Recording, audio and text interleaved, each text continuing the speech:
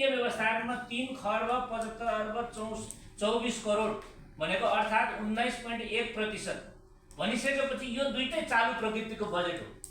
त्यसले गर्दाखेरि चालु प्रकृतिको बजेट संघीय सरकारको चालु प्रकृतिको बजेट चाहिँ के छ भन्दा 80% भन्दा बढी छ। 80% भन्दा बढी छ चालु तर्फको र पुँजीगत तर्फको उहाँको बजेट कति छ भन्दाखेरि 20.8% मात्रै छ।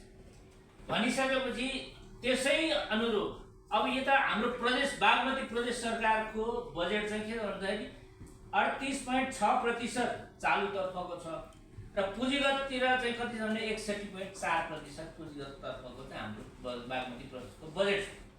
र बजेटको प्रवृत्ति हेर्दाखेरि पनि के हो त भन्दाखेरि प्रदेशको विकासको लागि संघीय सरकारभन्दा अगाडि को छ त भन्दाखेरि प्रत्येक प्रदेश सरकारहरू छन् भन्ने यो बजेटको चाहिँ प्रकृतिले पुष्टि गर्छ।